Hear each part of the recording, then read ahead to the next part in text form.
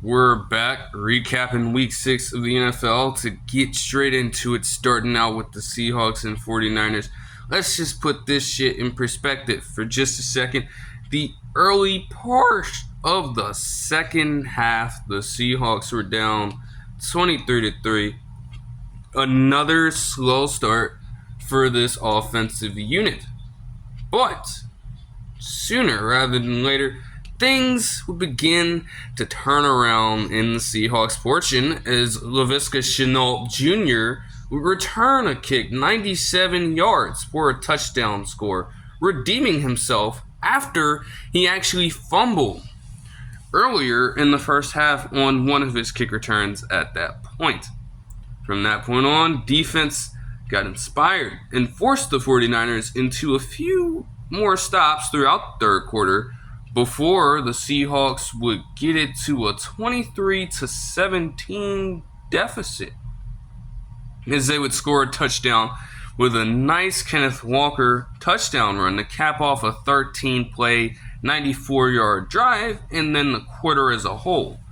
Seahawks would get multiple opportunities in the early parts of the fourth after forcing San Francisco punts, but on the second Seahawks drive of the fourth quarter, they were in their own territory, and Geno Smith would throw his second interception to another rookie on the 49ers squad, this being cornerback Renardo Green out of Florida State.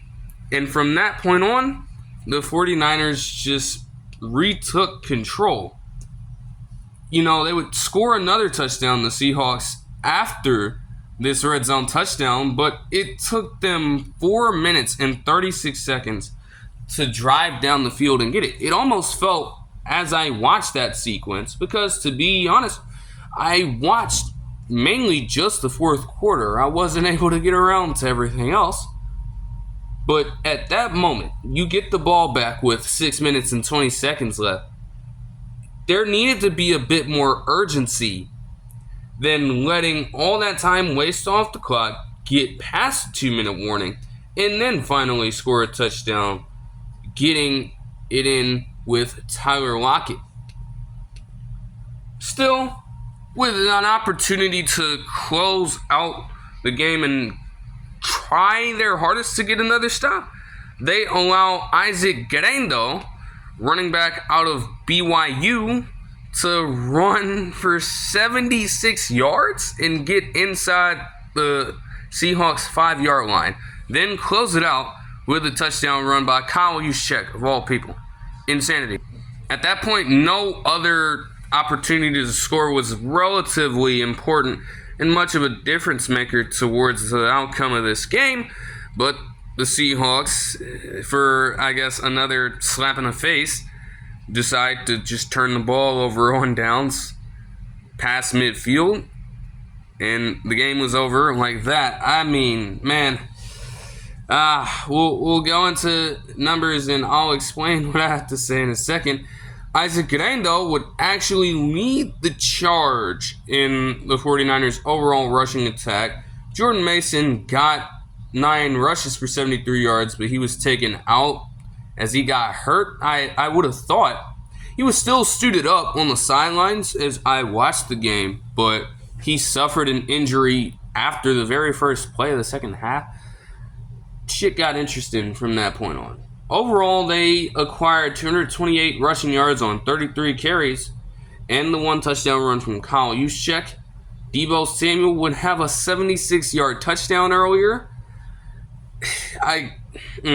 It was bad because you had Boye Mafe in the flat covering that area, but Julian Love was actually supposed to be there, and he recognized that to try to make a play, only he got there too late, and the ball was already in Deebo Samuel's hands at the time he tried to dive in and deflect the pass.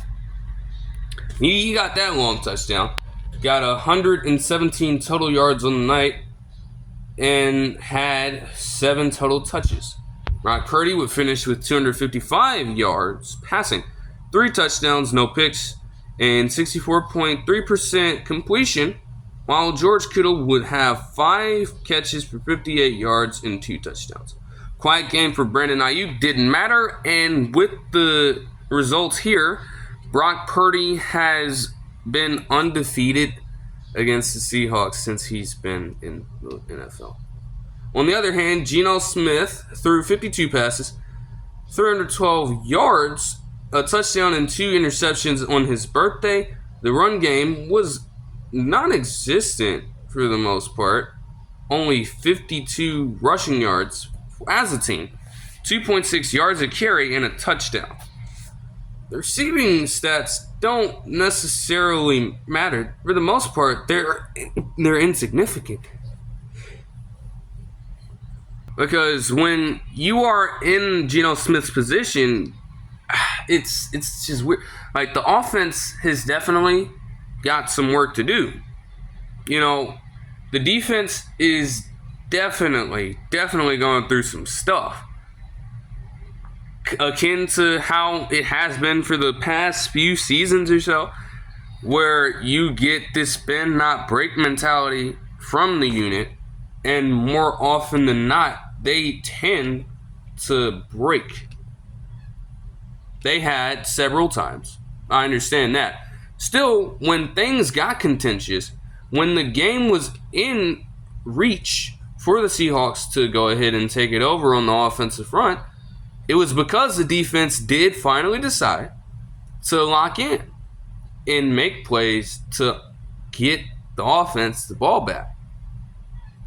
You are in a spot where you're down by 6 points and you throw a pick in your own red zone, essentially, to the defense, and they get an easy drive.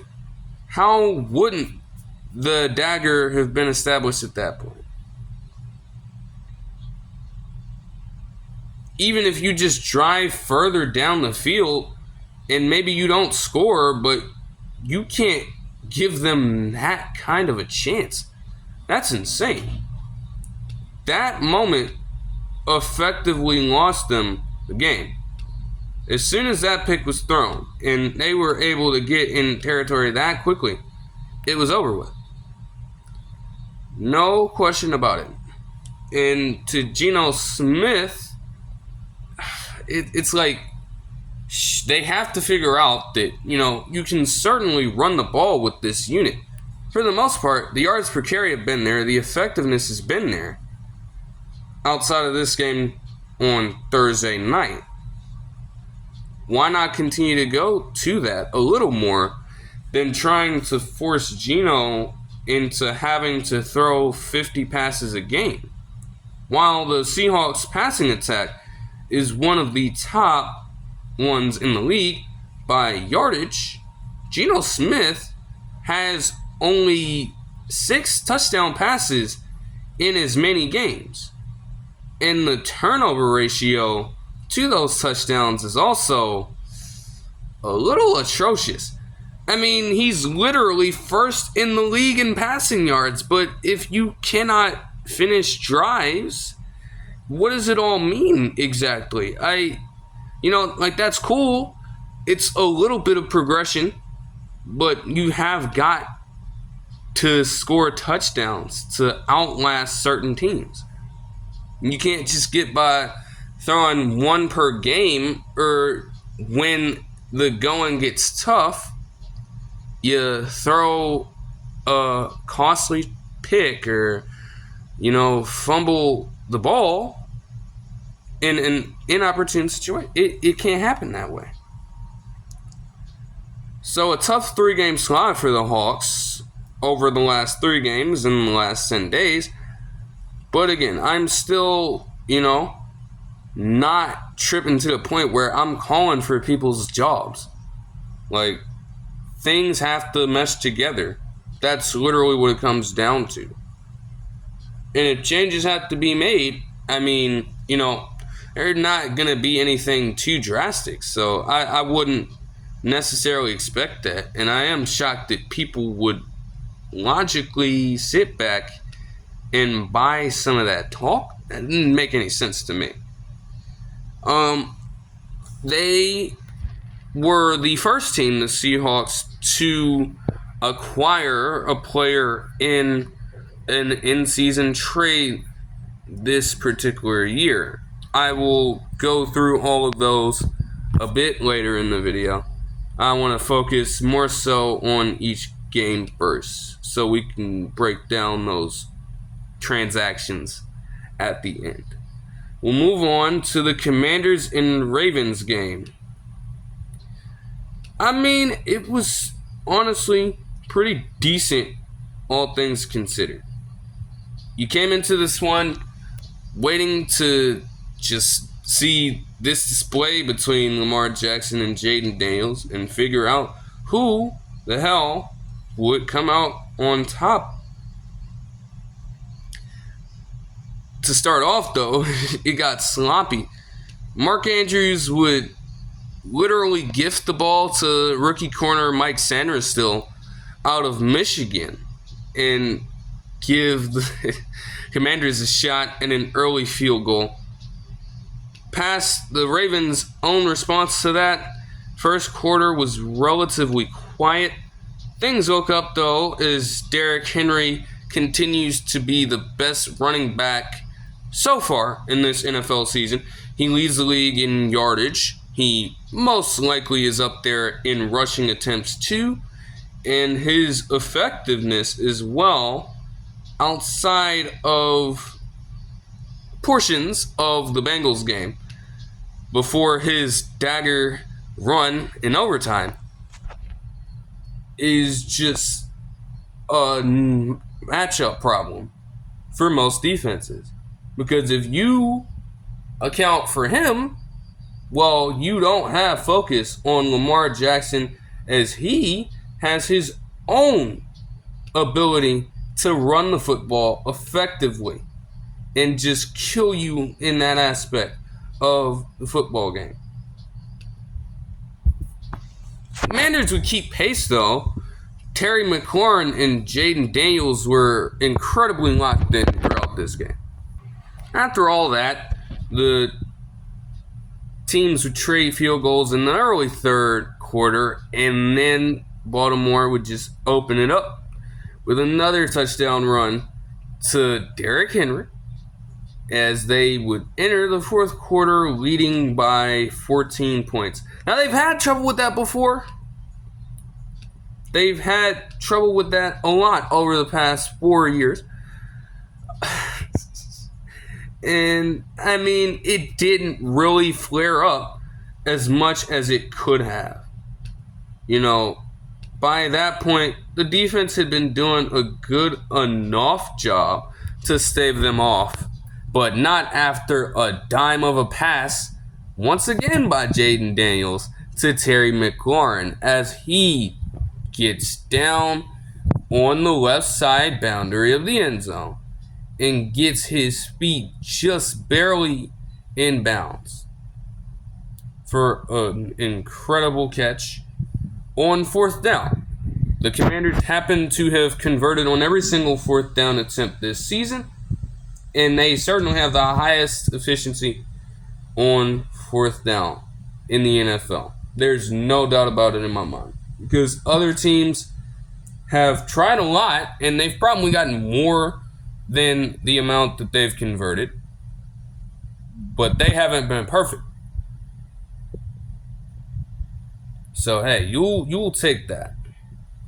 At last, though, again, teams would trade field goals once more before the Ravens close it out with another beautiful end-of-game drive led by their great quarterback in Lamar Jackson. Though things, again, we get a little heated, I guess. They thought, different players on the Ravens, that Jeremy Chin hit Lamar Jackson late, and so they get up in each other's grill.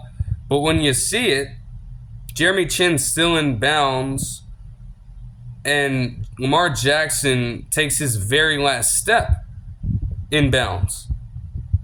Just before going out, he gets hit like that. It was a legal hit. There was nothing egregious about it or dirty or salty, as people want to say. No, not the case at all. All right. the Commanders would not only lose the game, but they would lose Jonathan Allen for the season, as it was found out yesterday by different personnel around the NFL.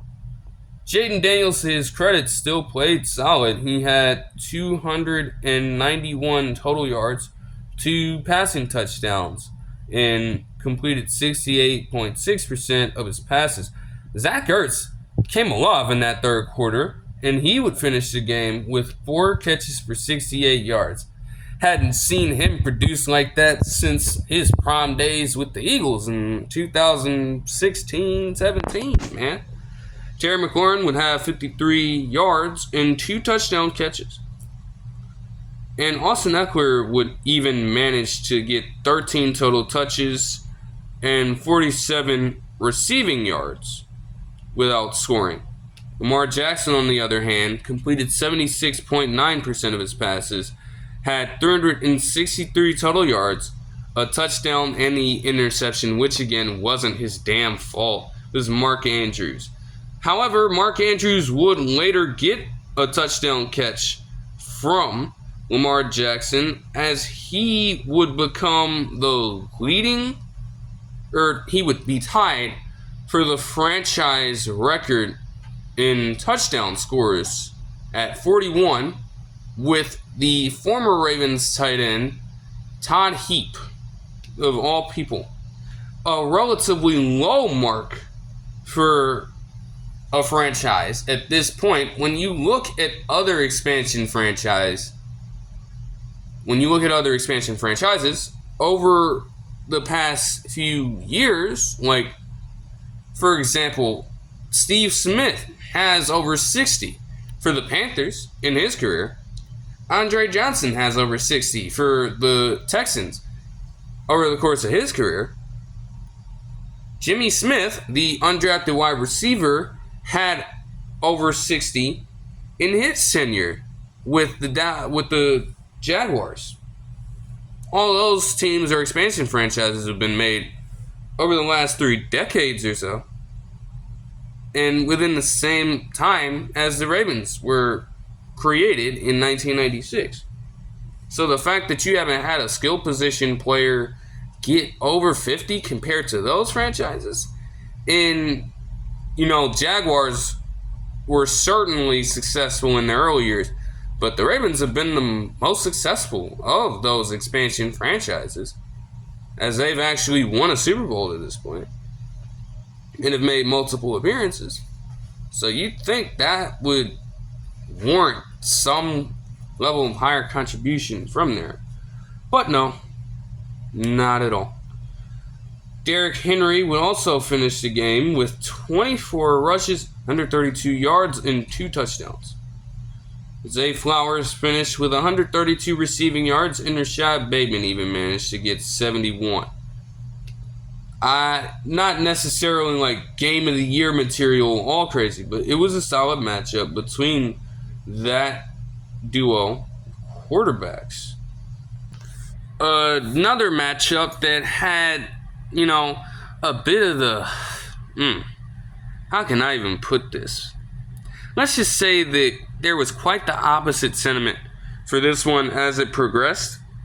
You have the Browns and Eagles playing against each other, and Jalen Hurts, though he was playing like shit earlier, he at least turned it up when they needed it, and he finished with an overall solid outing as he got his targets in A.J. Brown and Devontae Smith back and relatively healthy, allowing them to take over the game late and eke out this win.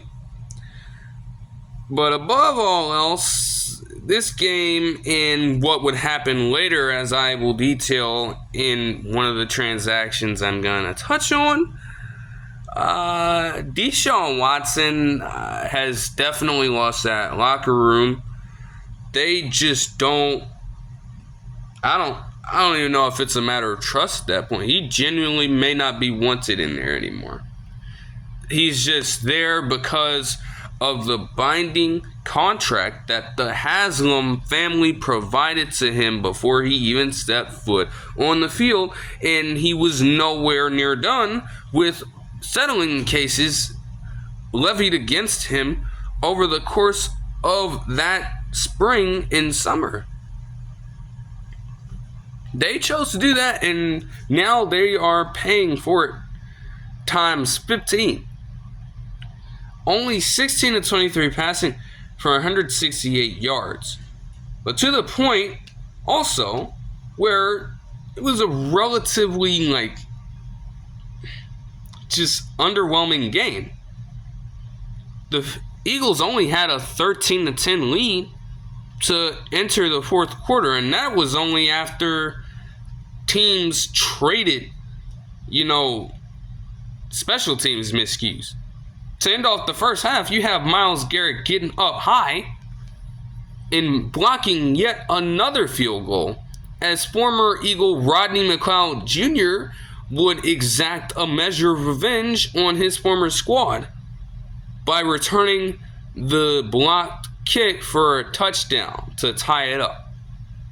And then the Browns would subsequently open the second half with getting their field goal attempt missed somehow. I don't know what's happened to Dustin Hopkins. He's usually a lot more reliable than that. And misses do happen.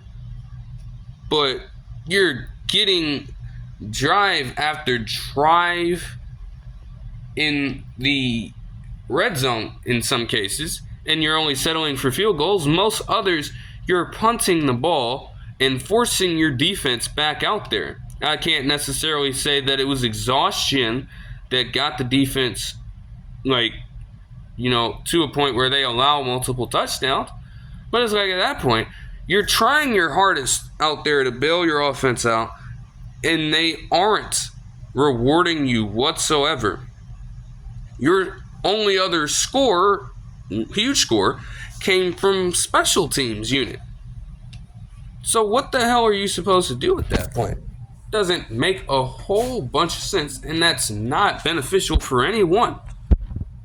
They would also be down 20-16 after they throw the touchdown pass to Devontae Smith, as Greg Newsome just gets jammed up and just does not account for him after that. Losing them completely, Devontae Smith runs scot-free for 45 yards. They are in a goal-to-go situation. They get pushed all the way back to the 14-yard line, and they kick the field goal.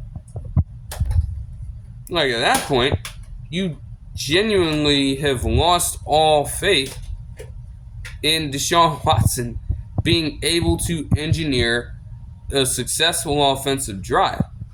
And granted, if it was closer, it probably would have made a lot more sense before the penalty even took place. But, man, there's just no shot. I'm sure if there was somebody else out there, they probably would have tried it.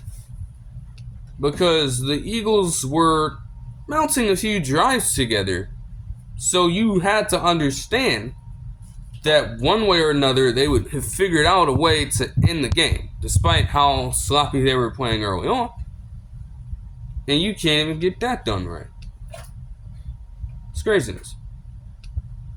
Their rushing attack was decent, as it always is under Kevin Stefanski, with 100 yards and exactly 4 yards per carry as a team. They will be getting Nick Chubb back very soon, but I don't expect much in that department. He's probably going to get a few reps, I guess, every quarter or so. He's not going to be back there for most of the game like he normally would be. They need to get him back up to the normal flow of the game first. Amari Cooper would lead the way, and something tells me that he no longer will. Meanwhile, for the Eagles, Jalen Hurts completed 64% of his passes, threw for 264 yards and 2 touchdowns. Saquon Barkley, credit to the Browns defense, struggled in the rushing game. He was clamped up, averaging only 2.6 yards a carry and 47 yards rushing. A.J. Brown and Devontae Smith in their return would combine for 9 receptions, 180 yards, and 2 touchdowns. Calcaterra had 67 yards for some reason. Jahan Dotson only had 10. And while Dallas Goedert didn't finish with anything, most of that is because of the fact that he would be taken out due to injury. So they'll have to monitor how long he will be out for. Clock management was, again, quite an issue.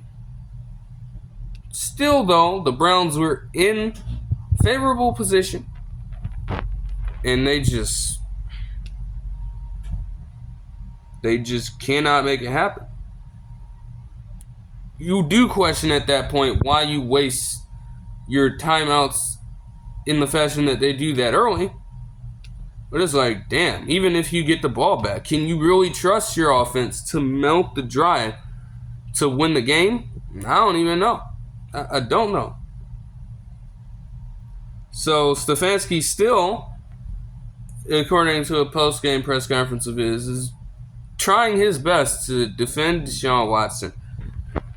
I attribute that to him not having a damn choice. As much money as he's getting paid, you have to retain him as a starter.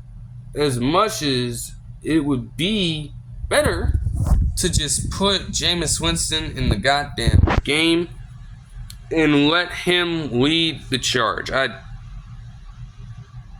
contract says different. It tells you to do different as a part of that team right now. And it's unfortunate. That could have been avoided. Truthfully. They just fucked it up completely. Straight up. I didn't watch all of the Saints-Bucks game, but they switched to it in post-game coverage following the Browns-Eagles game. And as I was monitoring it the whole time, there were a few takeaways here. Spencer Rattler, though he threw a touchdown in 2, albeit horrendous picks, while having 243 yards and completing only 55% of his passes, when you look at it, he didn't play too bad. He started off pretty solid, and then the game just got completely out of hand. Their defense just could not seem to... it's weird, right? Like, the defense forced Baker Mayfield, of all people. He had been one of the more efficient quarterbacks in the league. And he turned the ball over with 3 damn picks in the second quarter alone. The defense was doing its job early on, but at some point, something just got away from them.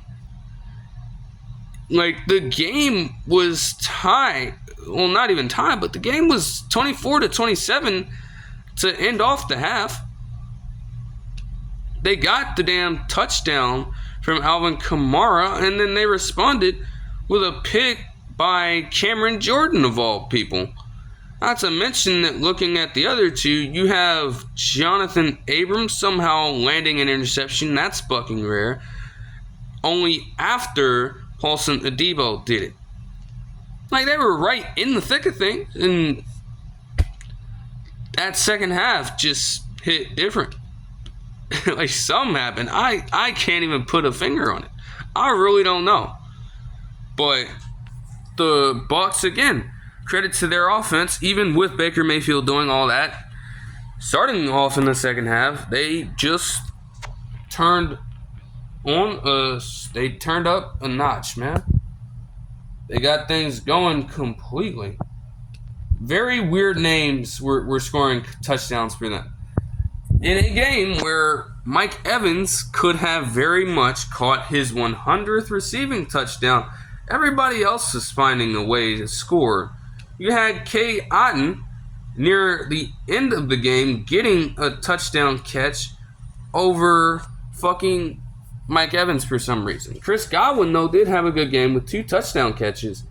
And I also need to say, parlaying into my point about the run game, this guy, Sean Tucker, I'm not too familiar with him, and I don't know where he came from. But look, this guy is in for an injured Rachaad White. He steps in this game on Sunday and goes for 14 rushes, 136 yards and a touchdown, and 3 catches for 56 yards and a touchdown.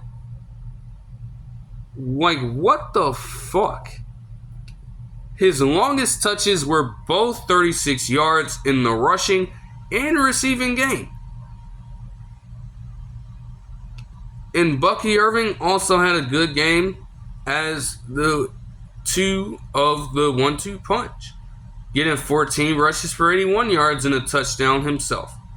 All I gotta say, with that kind of contribution in a game where their rushing attack combined for 277 yards on 7.9 yards a carry, I'm convinced that you need to get Sean Tucker more involved in the offense. And granted, they decided after the game that they will ramp up his opportunities for production just a little bit.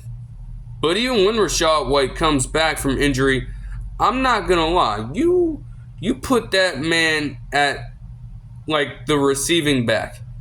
You do not put that man as the 1 or the 2. That duo in the backfield needs to be Sean Tucker, and it needs to be Bucky Irving at the 1.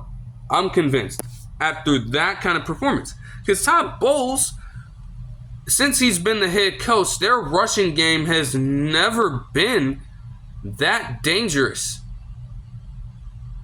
They've consistently finished as a bottom 6 team in the rushing aspect. When it comes to yards per carry, and overall contributions throughout the year. This is quite the start to a potential turnaround. Saints just overall got their asses kicked. That's all you can really say here. I mean, damn, right? Again, Godwin had 125 yards to go on those 2 touchdowns. The Bucs just did, after that, they did tremendously well to open up the third quarter, and from that point, they just took complete control of the game. Again, not a bad start by Spencer Rattler. Given the situation he was in, he did as good as a person can do. He played as well as one could expect, really. You can't expect him to just completely blow you away. But you walk away with this game seeing some promising things from him that the Saints could hopefully build upon. Because if he reaches that point, then what you need Derek Carr for? You know what I'm saying? Moving on to this Cowboys and Lions game. Oh, man. Whew. How about them Cowboys? How about them? How about them? How about them? How about them Cowboys? To call this game belt to ass is actually an understatement. It's more like a branding. You know what that is. You're taking some metal. Just think about the Lions logo being plastered on like a piece of metal or something. You take some fire and you literally stamp it on someone's body part somewhere. For the Cowboys to always remember this particular game on this particular day. You ain't forgetting it anytime soon. If you are a Cowboys fan, probably with some sorrow, you're going to remember exactly where you were when this took place. For Jerry Jones, it will be immortalized in his overall lifetime.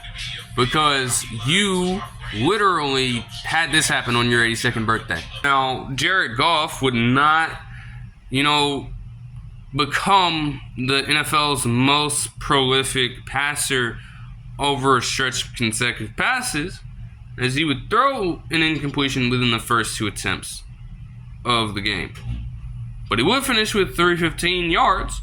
He would complete 72% of his passes and would throw 3 touchdowns. David Montgomery and Jahmyr Gibbs would combine for 24 total rushes and 143 total yards and 2 touchdowns of their own. It got so bad on offense because they were scoring on pretty much every single drive.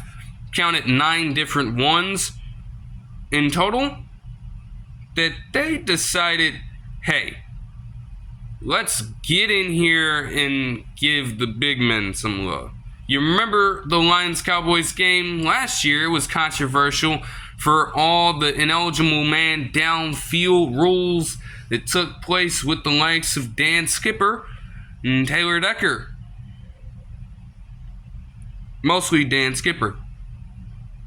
They try to throw a touchdown pass to Taylor Decker. They lateral a reception by Amon-Ra St. Brown to Penei Sewell for what almost ended up being a touchdown before it was called back due to penalty. And then you would have Dan Skipper at the end of the game line up out wide. Even with me stating what I stated earlier, they were going to be motivated anyways, and there's a good chance that they were always going to win this game against the Cowboys. Because what happened last year, they've been thinking about that. And I'm sure that they knew for a good portion of time, obviously, that they were going to have the Cowboys up on the schedule this very year. They could not wait to play them. They couldn't wait to play them. And they more than displayed that. The Cowboys, meanwhile, were not ready themselves. Dak Prescott threw 2 damn picks, completed almost half of his passes. That's really a flex, right? 178 yards. Cooper Rush would also step in and throw a pick late, but by that point it was already over. The Cowboys would end up finishing as the 2nd worst offense of this particular week.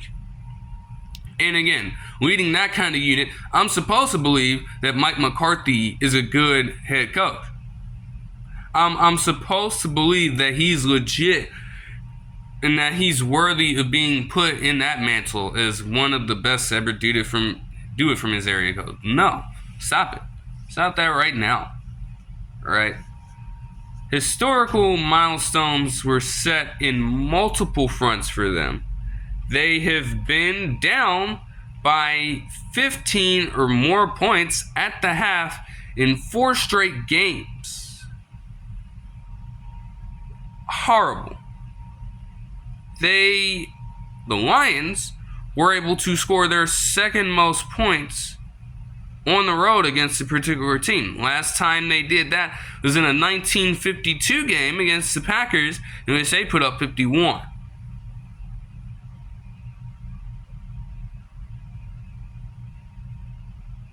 All this taking place on a random Sunday night in October for y'all.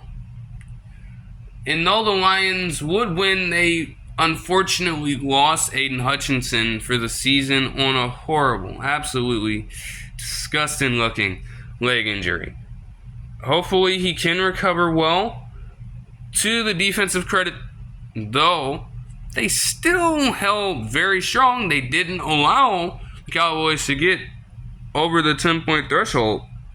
Now, granted, that might have been more so the Cowboys just being sloppy as shit and completely out of their element.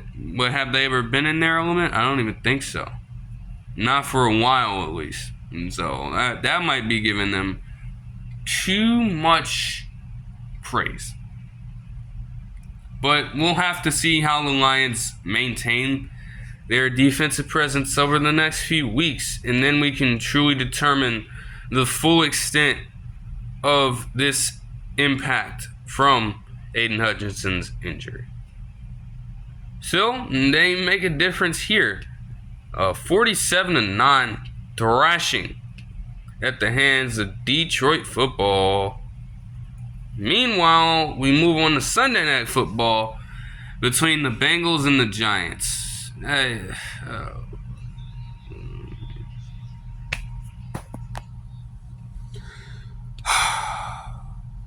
Joe Burrow would start out the game with a great 47-yard touchdown run on his behalf. Nothing else would happen for most of the game. And this was a game that I watched all the way through. Not a damn thing happened. You had punt after punt after punt. You throw in also a drive where Daniel Jones proceeds to throw it in quadruple coverage. A lob pass of hell off his back foot in quadruple coverage. And it promptly gets intercepted. Not to mention, too, if you want to get technical, there was sextuple coverage over there. There were at least 6 different Bengals defenders in the area who could have gotten their hands on that football. And you still decide to consciously throw it. Horrible.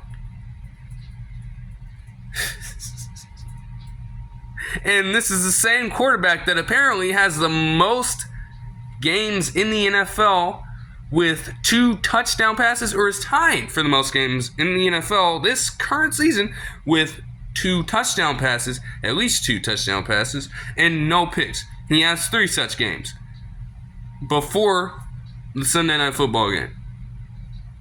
And that guy, who's also getting paid $40 million a year, if you didn't know, is throwing up passes like that. What the fuck? You get, again, a whole lot of back and forth resulting in nothing. But the Giants would get a chance to do something at the end of the half, right? And this is where Brian Daboll comes into fucking play. Something is wrong with this man, alright? Something. Like,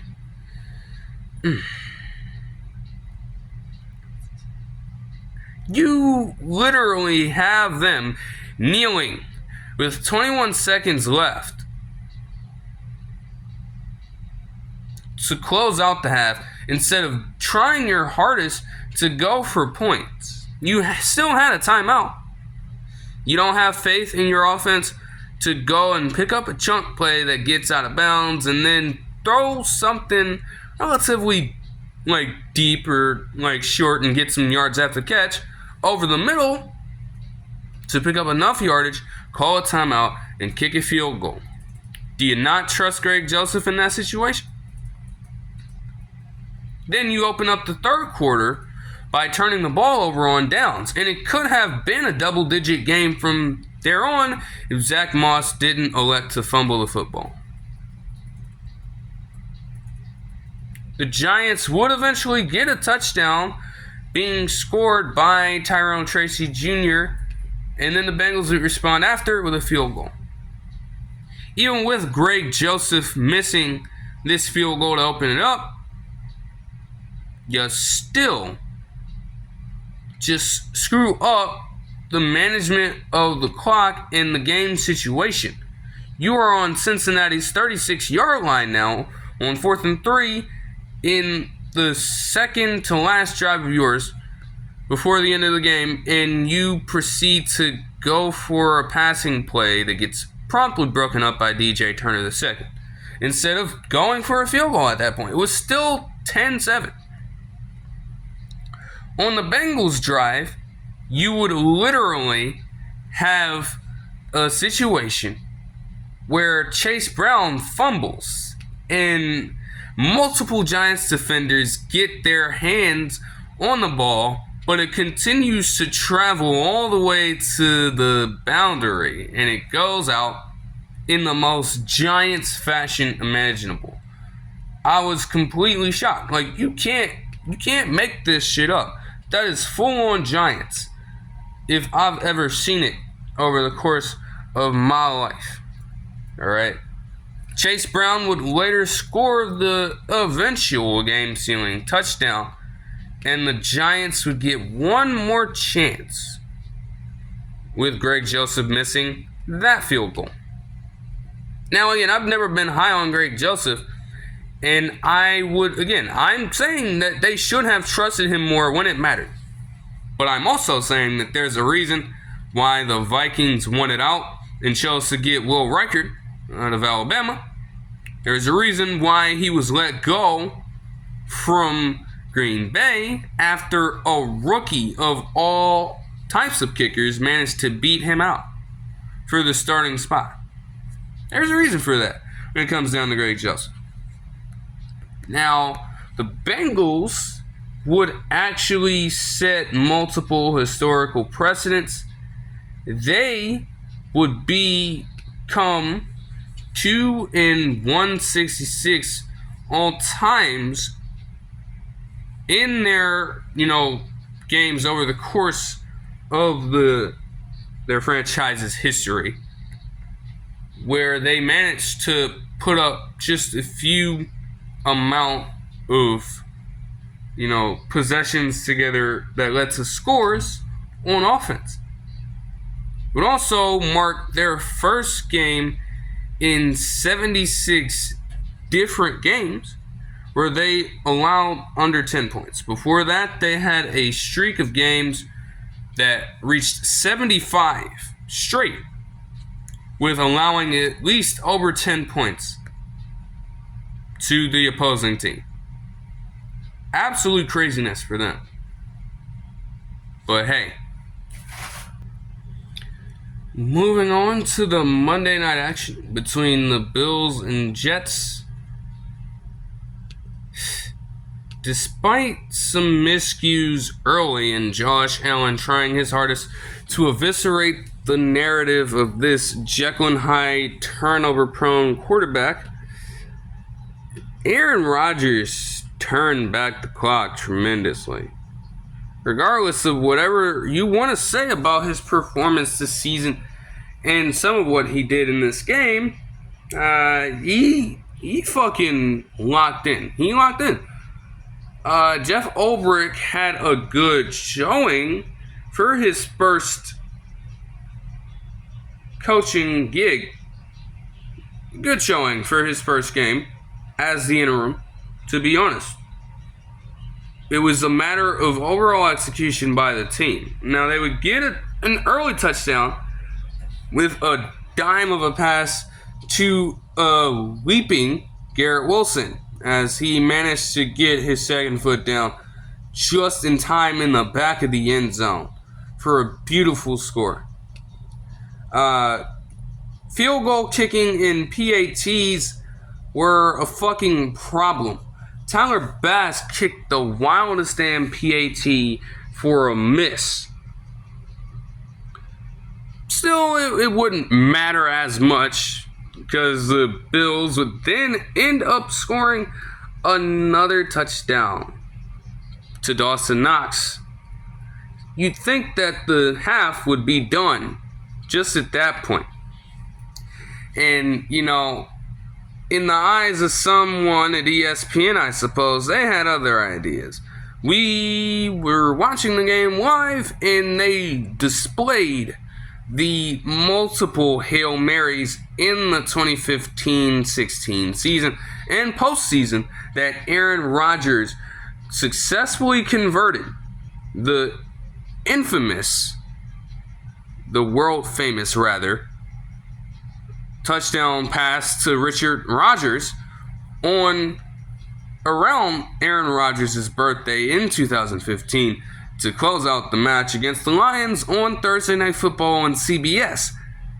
And then in the divisional round of the 2015-16 playoffs, a touchdown pass to Jeff Janis as he would allow the Packers to tie up the ball game before heading into overtime. So somebody had ideas. Now, at one point, it would help them win the game. At one point, they went on to lose that matchup to the Arizona Cardinals in the playoffs. So what would the result be here? Well, it has to start with whether or not they get the damn thing, and goodness, they got it. Against all odds, they got the goddamn touchdown pass to none other than former Green Bay Packer and current Jets teammate of Aaron Rodgers' Allen Lazard. They were checking it to see if he had dropped the pass at all, and he maintained full possession to the point of getting down just in time to be ruled down by contact. There were 3 defenders on him, and they jarred the ball loose, but by that point, the catch was already made, and the play was already wrapped up at that particular point. So it was a 20-17 game, and the Jets defense would do their best to stop the Bills in the second half completely. They only scored 3 points. And granted, the Jets did too, but they had chance after chance. They played porous in that aspect of the game. Just undisciplined overall, and they could not finish their drives. They were 1-4 in the red zone. They had 11 penalties for 110 accepted yards over the course of the game. And in terms of overall penalties, this was the 3rd game with at least 10 accepted penalties by both sides this season. 22 total was also tied for the most in NFL history. I was just thinking that they were plotting to throw a 23rd flag out there and make something happen. But no. No, seriously though, when you look at the Jets here, man, you get chance after chance, and you mean to tell me that the Bills would not only miss a field goal, but the Jets would miss several, including one where Greg Zuerlein paid homage to none other than Chad Ryland and bangs that shit off the top of the fucking goalpost to create the loudest reverberation you have ever heard. Literally telling him in that particular moment that your attempt was denied because you just suck at kicking the ball. Like, you have Tyler Bass missing kicks. You got fucking Greg Zuerlein, and he's a very established veteran at this point. The old-ass man that he is, missing 2 field goals. Like, at this point, something gotta happen with these kickers, bro. College football, they're struggling to make field goals and PATs at the highest levels you can play in. And it makes no sense to me. It does not. I'm beyond myself. I don't know. Now, granted, after the Bills would respond and take the lead with a late field goal, the Jets had a chance to not only mount a drive for the game-winning score, but also get Aaron Rodgers over 300 passing yards for the first time since Week 14 of 2021. My thinking was that his last game with such a stat line was in 2022.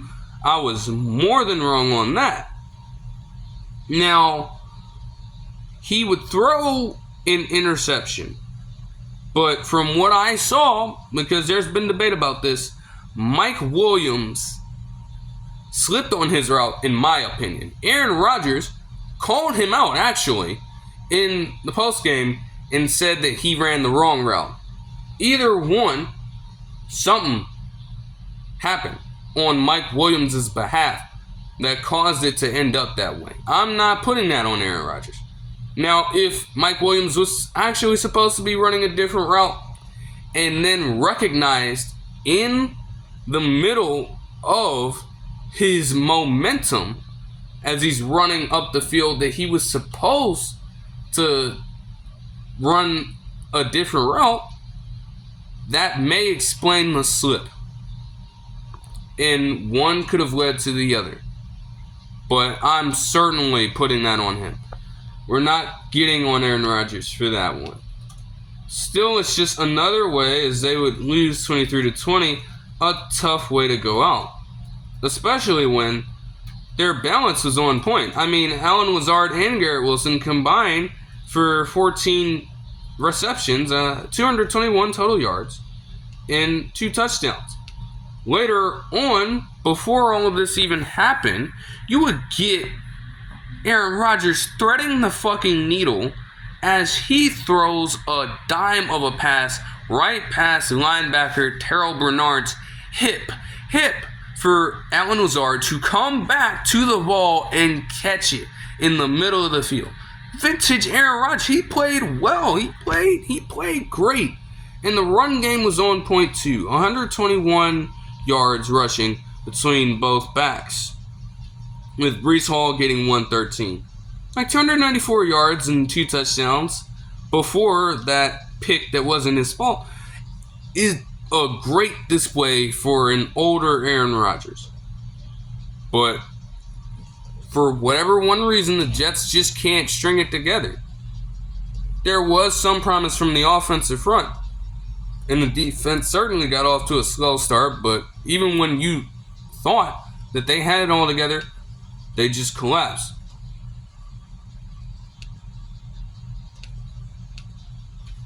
It was a great display by Todd Downing as well because, yes, Nathaniel Hackett, and that's the great thing about this. Nathaniel Hackett's not calling the plays anymore.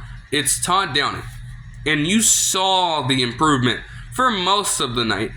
The problem was just execution.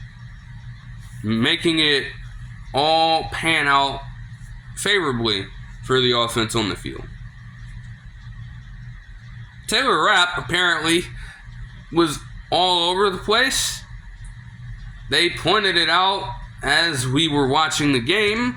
And he had his career high of 3 passes defended and 8 tackles. I didn't think he was doing all that damage. But I will say that if not for him making that tackle on Breece Hall's longest carry of 42 yards, because they were going to score a touchdown on that drive, and it probably would have gotten it on that very run if he didn't intervene and impede his progress. Because that drive wouldn't amount to much more than that. They would only end up getting a field goal out of it. Could have been much more devastating than that. So you have to give your respect to Taylor Rapp there. Josh Allen played his 21st game with 3 total touchdowns, 2 passing touchdowns, and a rushing touchdown, which is the second most all time. And apparently it was his 100th career game in the NFL, but something made him forget about that apparently. He was asked about it, or told about that in the post-game interview on the field, and he states that he didn't know. Like, damn, you seriously aren't keeping up with that? That's kind of crazy, man. The Jets just suck on Monday Night Football, and their seasons, again, since that point, for the past decade, have been incredibly tough as well. A 1-9 record on Monday Night Football at home since 2012, in their 9th consecutive season with a 3-game losing streak. Ridiculousness. Alright, moving on to the rest of the action. Starting out with the Jaguars and Bears in London. I'm shocked that I haven't heard a single fucking thing about Doug Pederson being fired from his post yet.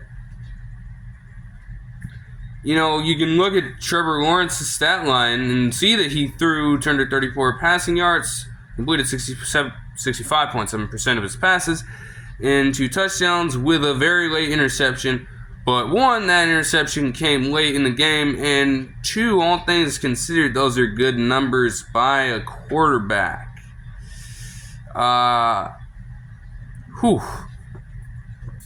Jaguars are just fucked. Defensively, I don't know what the hell happened, but you allowed Caleb Williams, no matter what they want to come up with for excuses, Caleb Williams played his best game of football today, despite an early errant interception from him. An overall performance in which he tallied 282 total yards, 4 passing touchdowns, and that pick being his single true mistake, completing 79.3% of his passes. That's tremendous work, and it's great to see that this is the game right here that shows you why Caleb Williams was the number 1 overall pick and why the Bears believe in him as their franchise quarterback. Now, we'll want to see if he can ride that momentum into more success down the line. But this is a great day if you are a Bears fan right now. Even when he was playing a bit sloppier, you were winning football games. Now, if he can tap into this element and this style of play, they can really make quite a rise from where they were not even just a year ago. Like, they're already starting it at 4-2 after this game. They're one of the better teams in the NFC. So, hey, try their hardest to keep that going. DeAndre Swift finished with 119 total yards, a rushing touchdown on 21 total touches. Cole Kmet and Keenan Allen would score all 4 touchdowns and combined for 111 receiving yards. Quieter game for DJ Moore, and you want to see him get more involved, obviously, but they didn't need him to do too much in London at all. Their rushing the game for the Jaguars was not good. Travis Etienne Jr. would go out due to injury, but even with the running backs that were in the game, apparently they were looking to Dearness Johnson more. They combined for 13 total rushes and 52 total yards. Not enough to stave off an inspired Bears defense and keep them guessing. That wasn't going to scare them off of accounting for the pass.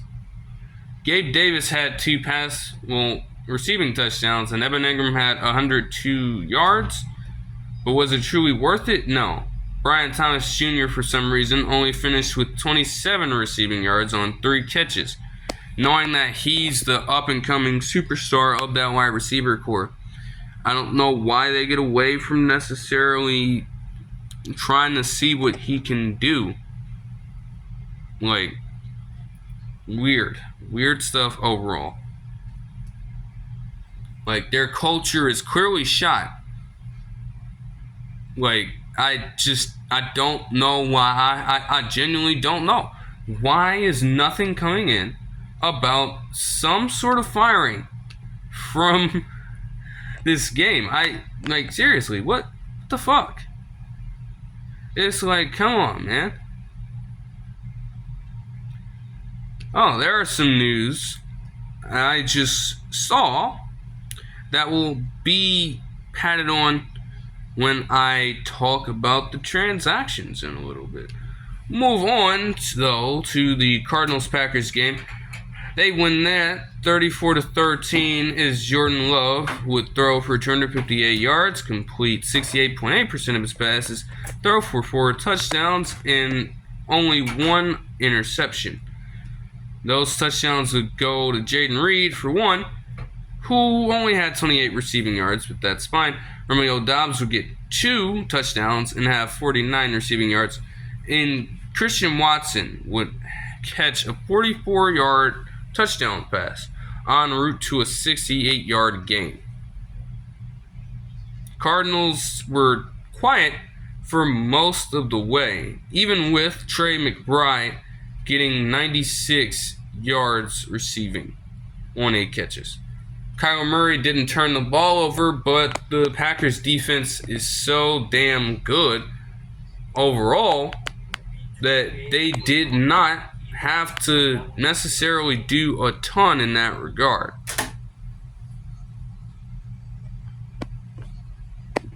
Like, they just remained stout, not necessarily forcing turnovers, but forcing them into enough stops. So, shit, you will take it. All you can say there, though, it does break the streak set by Xavier McKinney, as he does not record an interception in this game. Still, the Packers defense, you can say that they've established themselves as legitimate and just maintain a dominant performance against an inferior squad. But you've seen them against more elite teams, and they have done great against them. So, like, they're legit. There's nothing to hide about them whatsoever. They are for real. 100%.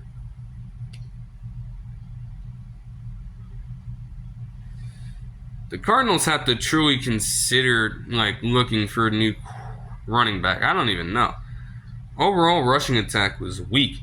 Only 89 yards on 3.9 yards a carry. And I know James Conner can probably do a little more, but still, I guess you're hoping that Trey Benson out of Florida State can eventually turn into something like that, but I guess it'll take some time. I don't know. You have the Texans and Patriots, and the Texans, though they would remain stagnant for a little bit, they largely had control of the entire game. C.J. Stroud didn't need a whole lot of passing yards, but he threw for 192, completed 64.5% of his passes, threw 3 touchdowns, and threw an interception.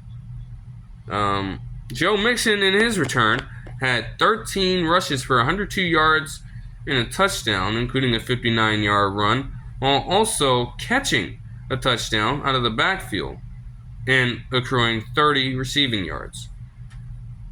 Dameon Pierce, later on in the game, would come back from the fucking dead and rip off a 54-yard run in which he did what he does best, break tackles and run past everybody for a nice touchdown to just continue to open up the game. Will Anderson Jr., shout out to him, also finished the game with 4 tackles for loss and 3 sacks, also getting a pass deflection. Like, he was drafted right after C.J. Stroud, and they have certainly hit on both of those picks, if that wasn't obvious already. Now, for the Patriots, with their 3rd overall pick in the 2024 draft, have Drake Maye starting this game, and though he would throw 2 wild interceptions, you saw a good amount of promise. Him being mobile allowed him to escape a few of those sack opportunities, though it wasn't enough, but he would finish with 38 rushing yards and lead the unit in rushing, which is a problem in and of itself. Though Ramondre Stevenson was not playing in the game. He would also finish with 3 touchdown passes. A good dot across the middle of the field to Demario Douglas, who would finish as the leading receiver with 92 receiving yards. He would throw a bomb to Kayshon Boutte for 40 yards in the first half, and he would throw a touchdown in the flat to Hunter Henry for a quick and easy gain in third quarter. I'm not going to sit up here and say that, oh, he's a bust. Oh, he's this, he's that. You saw some good, you saw some bad. Like, you just have to let him ease into that role. You can't gauge the overall success of a quarterback's career off of just one game like this. And for, the situation, Drake Maye played truly well. Texans defense is a very good unit, very respectable unit in the NFL. And you were essentially putting him in an unfavorable situation by starting him in this particular game. He did the best he could, That's really all you can ask for. The Colts beat the Titans as Will Levis just continues to run it up, I see, with some craziness. Now, apparently Tony Pollard had a good game and has more yardage than Cowboys running backs. He would finish with 93 yards and touchdown on 17 carries. The passing game was relatively non-existent, and that cost them throughout this game, as Will Levis would only finish with 95 yards. He threw a touchdown pass early in the game to Nick Westbrook-Ikhine, but also an interception, and completed just 59.3% of his passes. That is a putrid display, especially when the Titans' defense was consistently holding in. Even though they allowed 10 points in the fourth quarter, they were going to give in at some point. The Titans were getting all these quick 3-and-outs. Their defense is going to naturally get tired. Joe Flacco would throw for under 89 yards, 2 touchdowns, and a pick. Both of those touchdowns going to, quality wide receivers. Josh Downs would lead the way. But Michael Pittman Jr., who I thought was injured initially, decided to play with an injured back and caught a pass for a touchdown in this one. Very, very interesting.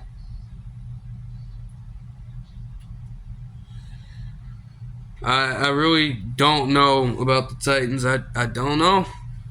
I think that every time they go through something like this, Brian Callahan is just going to lose his mind. I don't know. I don't know. Moving on to the Chargers and Broncos. First of all, it's a good thing that I'm seeing that Jim Harbaugh is okay. He would be taken out due to illness, and then they would detail that he thought he had an irregular heartbeat. So, again, great that he's doing a lot better from that point, and just hope that he can continue to recover well from it. He'll have a heart monitor and, be checking that out week to week while he stands on the sidelines. A quality win by the Chargers, though. They almost charged it. I'm not gonna lie. They almost did the thing. Despite Justin Herbert throwing for 237 yards and a touchdown. Despite J.K. Dobbins running for 96 yards and a touchdown. In getting a 23-0 lead by the end of the third quarter, the Chargers defense allowed 16 points in the fourth. Craziness. Bo Nix had a relatively decent game, and I guess you have to respect the fact that he almost came back from that many points down when it mattered the most, finishing with 277 total yards and 2 touchdowns, completing just 57.6% of his passes. But the Chargers were strong enough to maintain the lead by the end of it and not allow that to fully play out. Could you imagine, though? That would be incredibly hilarious. Like, that's just a vintage Chargers moment for all of y'all out there. But it did not come to be. Moving on to the Steelers and Raiders. 3 rushing touchdowns. Justin Fields did not have to throw a single touchdown pass, and only completed 58.3% of his passes. Najee Harris, meanwhile, would actually have an efficient game running the ball. Touchdown run of his displayed just how dominant he can be when he decides to use his size to his advantage and effectively. And he finished with 7.6 yards a carry. George Pickens would only finish with 53 receiving yards. Again, not a lot of action in that department. Raiders just got pounded and completely grounded, as Aiden O'Connell would be in, but throw just a touchdown and an interception.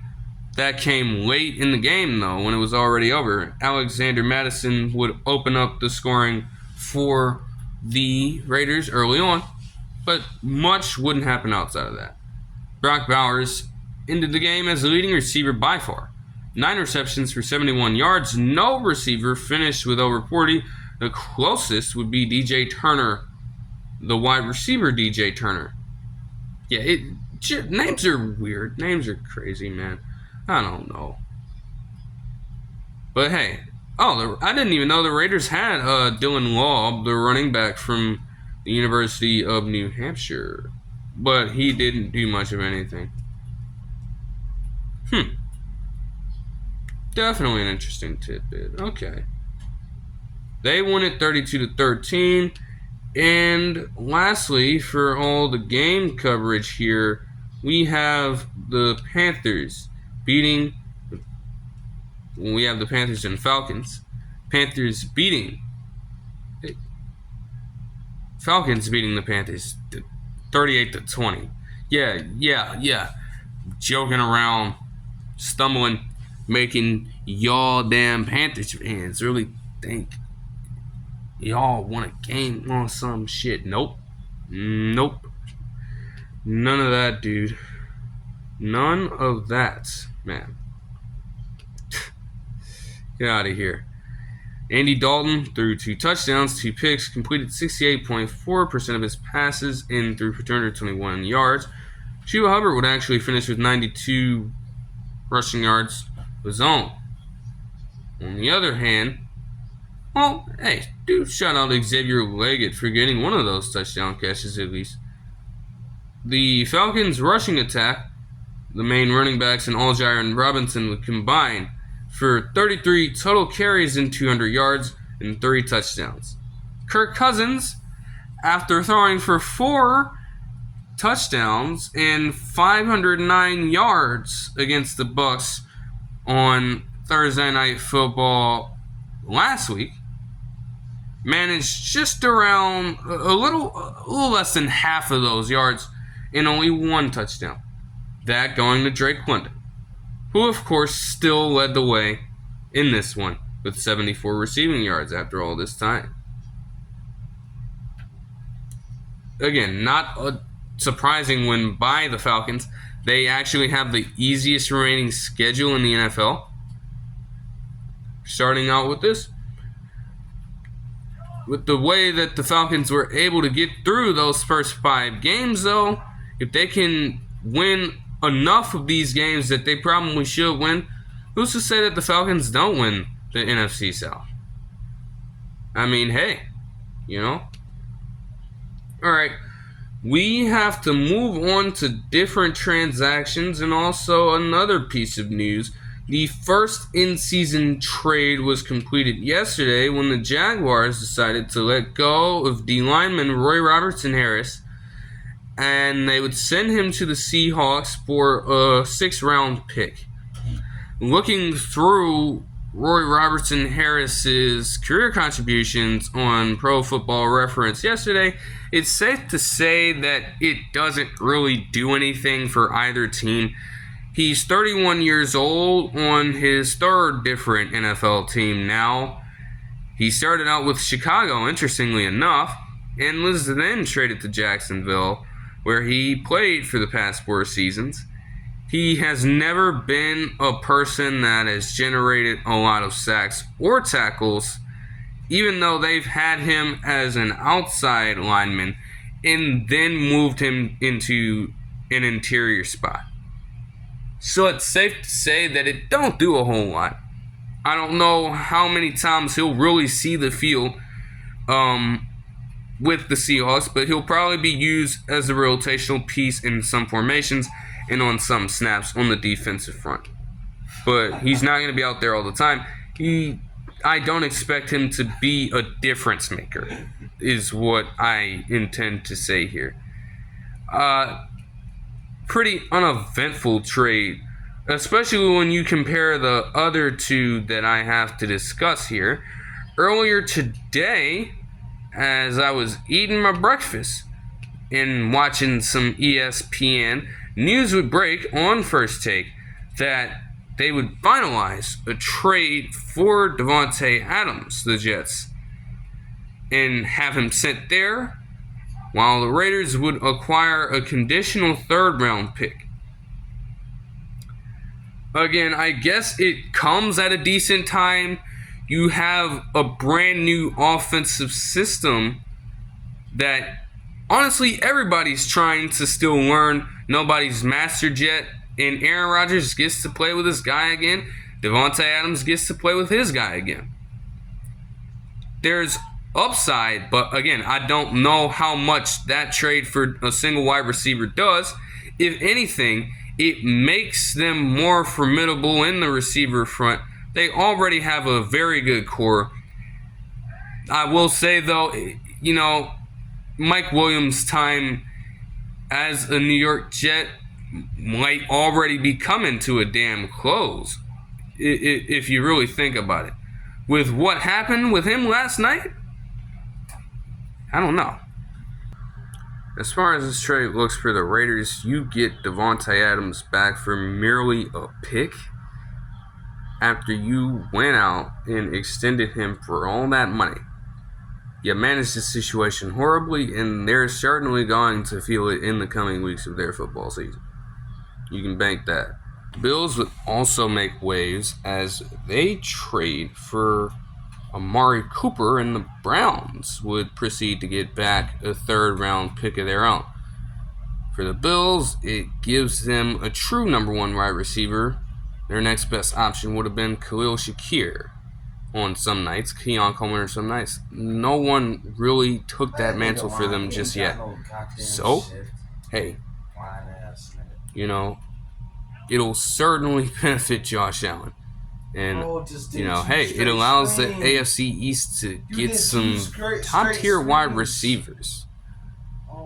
For the Browns, I guess Amari Cooper is genuinely happy to get up out of there. As if the Browns haven't struggled enough already with Amari Cooper being out there. Now without him, who's your next best true wide receiver out there? Is it Elijah Moore? Either way, you're going to be in trouble on that front. And teams are not going to be scared of Deshaun Watson dropping back the pass, because they haven't been for a long-ass time as it is. And there's almost nobody outside of David Njoku who can stretch the field enough for them to make something happen.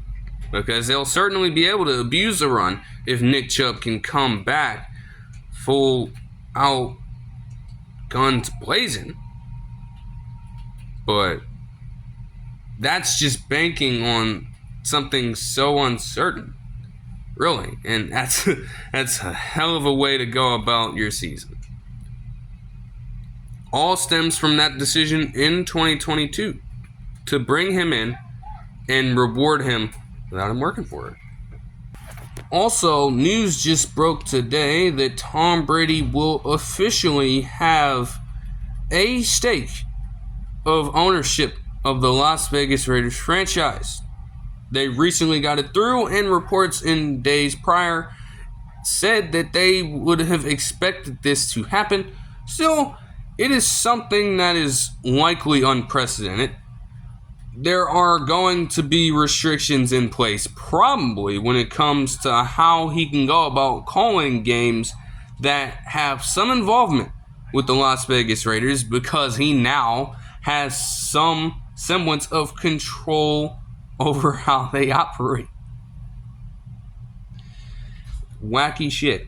Also, it is come to the attention of many that the NFC North has every single team in their division with at least 4 wins. Is it time to start asking whether or not they could be the best division in football right now? There's a chance. This is the first time that this has been the case for them since they realigned in 2002. So shout out to them. I mean, I didn't see that coming at all. That'll do it for this one. I hope you guys enjoyed the video, and I'll see you guys in the next one. Peace.